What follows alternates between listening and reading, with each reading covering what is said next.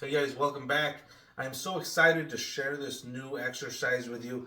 This is a drill that I call damage control. And it's based on the concept that a lot of times people are practicing against playing against a ghost, which is just kind of training you to do offense, and it's not realistic unless you're at the level where you can string together some break and runs or at least table runs. For most of the population, you're probably not at that level. So, let's try and find something a little bit more realistic, which gives you permission to fail. Now, the reality is that most pool players, when you're going against somebody in a handicapped division, if that person plays above their ability, you start wondering, is this person really where they're supposed to be? Or if they're playing below their ability? Or worse yet, we associate winning and losing with our performance, and we forget what we had to do with that. You could play your best game and lose. You could play your worst game and win. So winning is not a performance measurement. And this exercise is going to help you identify the areas of your game that you need to improve upon so you can hold yourself accountable, and rather than putting that power into your opponent. A big thing that a lot of students will say to me is, when I'm playing against a higher level player, I play like this. When I play against a lower level player, I play like this. And this drill is really going to make you aware it doesn't matter who you're playing. Your job is to control your exits. You're going to have to leave the table. That's the purpose of the game, is that you're going to share the table with an opponent unless you can just break and run them all, which you're probably not doing that if you're watching my videos, right? So if we want to improve your ability to control the table, what we're going to do is play the ghost in such a way that it's realistic. It's going to involve defenses. It's going to involve punishments for failed executions. This is all about reducing your unforced errors. If you can just reduce your unforced errors, you're going to be a better pool player, because reduce unforced errors keeps you at the table though under your terms. If you're going to execute whatever it is, you have to execute it 100%. That's all that there's to it. Otherwise, your opponent is expected to do whatever it is that they're expected to do.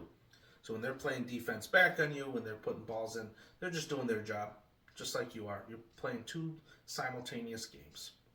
So the way damage control works, and I'll put up the words up on the screen so you can screenshot that, make it a little bit easier to remember it all. But we're going to base this off of APA 9-ball scoring system. Now, I'm not plugging for the APA. I'm not saying that I like it or don't like it. Certainly there's some things about it that I do and don't, but that's not what this is all about. But I do really like the way that they use the scoring system to even out matches. And it kind of works out. Now, I'm not an APA league operator. I don't know exactly how they come up with these different skill ratings and things, but it would seem to me that since there are 7 skill levels for 8-ball, and there's 7 stripes and solids, there's 9 skill levels for 9-ball, and there's 9 balls available on the table, that the number of your skill level would also relate to the number of balls that you're pocketing per offensive inning on average. That's what it seems to me, especially with how important marking defenses are. So if it's per offensive inning, what it might look like is, well, on average, you're putting in 4 balls per offensive inning. Maybe in this particular round, you put in 2 balls and you played a defense. Well, that's 0 innings. You put 1 ball in, you played defense. 0 innings. You put 1 more ball in and you missed after that. Now you put in 4 balls per offensive inning. 2 plus 1 plus 1, and there's only 1 inning marked. Or whatever that looks like to you. And so it's about controlling the table, and it would make sense then why it is that 9s would be 9s, even if they're not breaking and running all the racks. Is that they're getting credit for those defenses that they're playing. They're leaving the table under their terms. So we're going to use the APA 9-ball scoring to, regardless of what league you're playing in, so that you can normalize who you're playing against. And what you'll find is that the math works out the same pretty much no matter who you're playing anyway. So even if all you take away from this is the number 8, that'll be fine.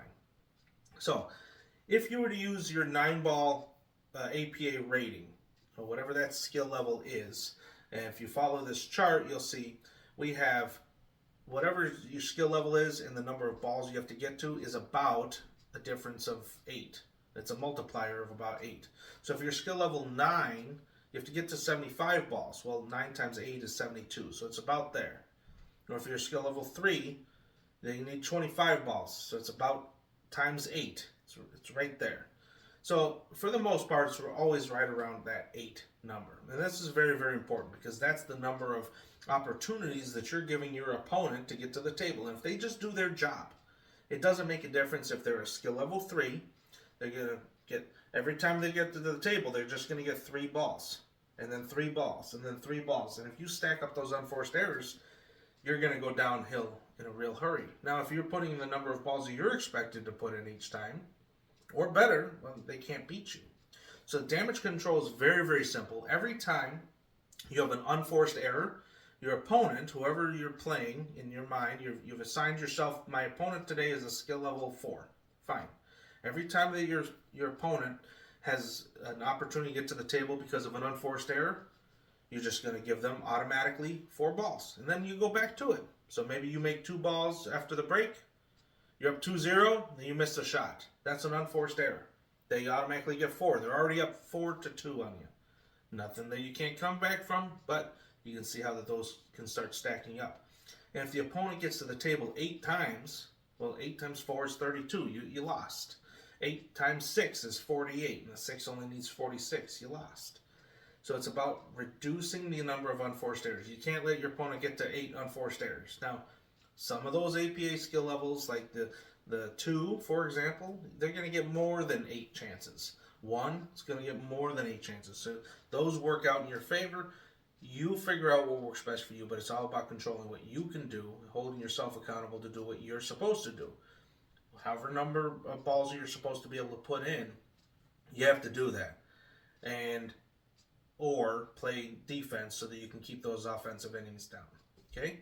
So, 4 types of unforced errors. Any type of foul. If you scratch, you don't drive a ball into the rail. Any type of foul, automatically the ball is going to go to the middle of the table. Sometimes that'll work out for you, sometimes it won't. But that's just so it's neutral, and then the opponent automatically gets their number of balls. A failed defense. That's if they can see the ball at all, even a sliver. If they can see the ball, assume that they're going to be able to put it in or play a defense back on you. Okay, so that's an unforced error. The opponent would get their number of balls. A failed make. You did not put the ball in, and it did not land in an unintentional defense. They can still see it. You failed to make the ball, and they can still see the ball. Unforced error. They get the balls. Now, that being said, on that failed make, if you do get lucky and you hide the ball with an unintentional defense, you go ahead and take your ball in hand as if you played it with an intentional defense. Totally fine. Luck is part of the game. And if you stitch yourself and you have to kick at a ball, you're not expected to make it, you're not expected to defense it. All you have to do is just make legal contact with that ball, meaning you drove something to a rail after contact, and then you can go ahead and continue playing from there. So you will get a ball in hand if you play a successful defense, and there's no points awarded to your opponent. You get 1 point for every ball that you put in offensively, and you get 2 points for the 9 ball. So there's 10 total points per rack that's available. If you pocket a ball and it does not, and you don't keep the cue ball on the table, that would be considered a dead ball. So that ball stays down, and the ball comes back out because you scratched, put it right in the middle of the table.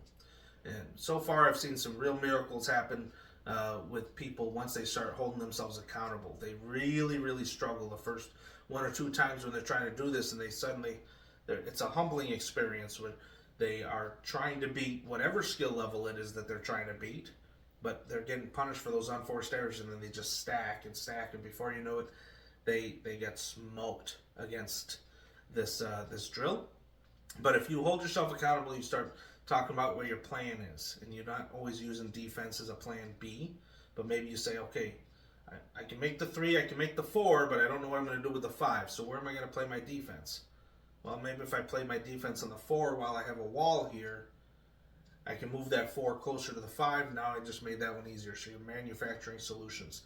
A lot of good stuff. I hope that this helps you. Share your experience with me as you try this. Let me know how you're doing with it. If it's too easy for you, great. If it's too hard for you, fine. You can adjust things however you see fit. Maybe you take ball in hand after the break. Maybe you play it the way that it lies. That's up to you. Modify it the way that it works best for your particular abilities and your skill levels. But give it a try and take the main concept of reducing unforced errors not only to your practice but also to your matches, and hopefully that'll have you training better and doing better. Thanks as always for subscribing. We appreciate you being here. DragonBilliardsInstruction.com.